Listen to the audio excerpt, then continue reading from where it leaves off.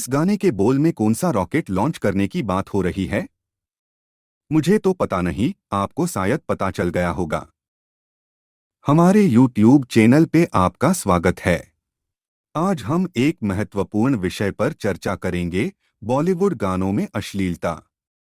आजकल के कई गाने ऐसे हैं जिनमें अभद्र भाषा और संदर्भों का प्रयोग किया जाता है।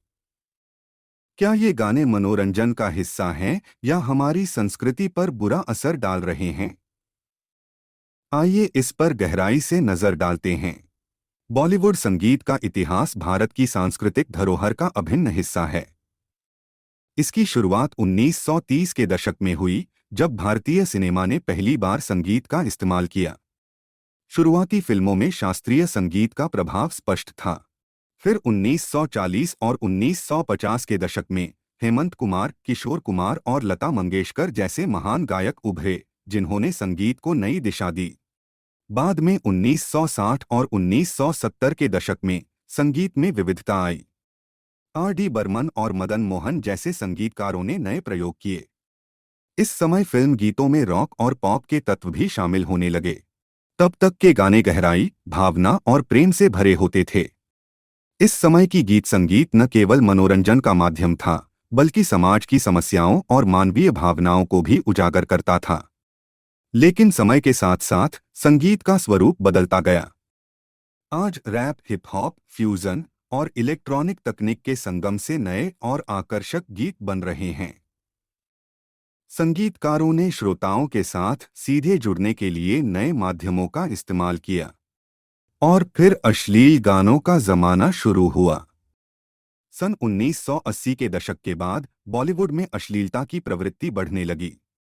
गाने में गंदे शब्दों और आपत्तिजनक विषयों का इस्तेमाल शुरू हुआ। चोली के पीछे जैसे गाने उस समय चर्चा में रहे। ये गाने भले ही लोकप्रिय हुए, लेकिन उन्होंने संस्कृति पर नकारात्मक प्रभाव डाला। बॉलीवुड गानों में महिलाओं को अक्सर एक वस्तु के रूप में दिखाया जाता है, जैसे शीला की जवानी या मुन्नी बदनाम हुई। इस तरह के गाने नारी की गरिमा को कम करते हैं और समाज में गलत संदेश फैलाते हैं। यहाँ गाने बोल कुछ इस लिखे जाते हैं कि ठरकी लोगों को सुनने में मजा आए, जैसे बोस डी के, जिसमें बोस डी के शब्द को बार बार रफ्तार में गाने से क्या सुनने को मिलता है, वो आपको पता है।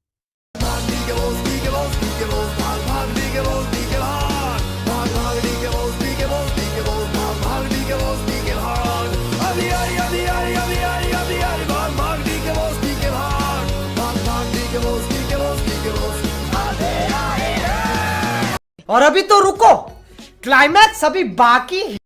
दिन में लेती है, रात में लेती है, दिन में लेती है, रात में लेती है, सुबह को लेती है, शाम को लेती है। दिन को, रात को, शाम को, सुबह को क्या लेने की बात हो रही है?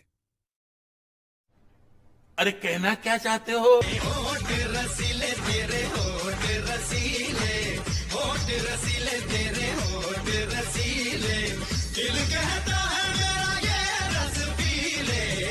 अरे भाई, कौन सा रस पिलाना चाहते हो? तेरी बाहों में मुझे रहना है रात भर, तेरी बाहों में होगी सुबह। कोई कसर ना रहे, मेरी खबर ना रहे, छू ले मुझे इस कदर। छू तो लिया है ये जिस्म तूने, रूह भी चूम ले, अल्फाज भीगे भीगे क्यों हैं मेरे। ऐसे गाने आते और आते रहेंगे, ये बंद नहीं होने वाले, तो हम क्या कर सकते हैं? सबसे पहले हमें जागरूकता फैलानी चाहिए। लोगों को यह समझाना होगा कि अश्लील गाने केवल मनोरंजन नहीं होते, बल्कि ये युवा पीढ़ी के विचार और संस्कारों को भी प्रभावित करते हैं। हमें सोशल मीडिया और अन्य प्लेटफार्मों का उपयोग करते हुए इन गानों की आलोचना करनी चाहिए। ऐसे गानों के खिलाफ उठने के लिए हमें कुछ ठोस कदम उठाने की आवश्यकता है। से नो टू वल्गर सॉन्ग्स जैसे हैशटैग का इस्तेमाल करके हम अपने विचारों को साझा कर सकते हैं और समाज में एक सकारात्मक बदलाव ला सकते हैं। दूसरा, हमें बच्चों और युवाओं के लिए सही म्यूजिक का चयन करना चाहिए। इसके लिए स्कूलों में म्यूजिक एप्रिशिएशन प्रोग्राम्स आयोजित किए जा सकते हैं। उन्हें अच्छी और प्रेरणादायक संगीत के बारे में जानकारी दें। तीसरा, हमें संगीत निर्माताओं और फिल्म निर्माताओं को जिम्मेदार ठहराना होगा। इसके लिए हमें जनहित याचिकाएं दायर करनी चाहिए और सरकार से मांग करनी चाहिए कि अश्लील गानों पर रोक लगाई जाए। यदि हम एकजुट होकर इन मुद्दों के खिलाफ आवाज उठाएं तो हम समाज में सकारात्मक बदलाव ला सकते हैं। यह हमारी जिम्मेदारी है कि हम संस्कृति और समाज को सुरक्षित रखें। अंत में यह कहा जा सकता है कि बॉलीवुड गानों में अश्लीलता एक गंभीर मुद्दा है। हमें अपने मनोरंजन के माध्यमों का चयन सोच समझकर करना चाहिए। हमें अपने समाज की संस्कृति और मूल्यों का सम्मान करना चाहिए। यदि हम एक सकारात्मक बदलाव लाना चाहते हैं तो हमें खुद से शुरुआत करनी होगी। अगर शायद कुछ भी ना हो तो एक काम तो हम कर ही सकते हैं कि अपने घर में ऐसे गानों को ना सुने। इतना तो हम कर ही सकते हैं।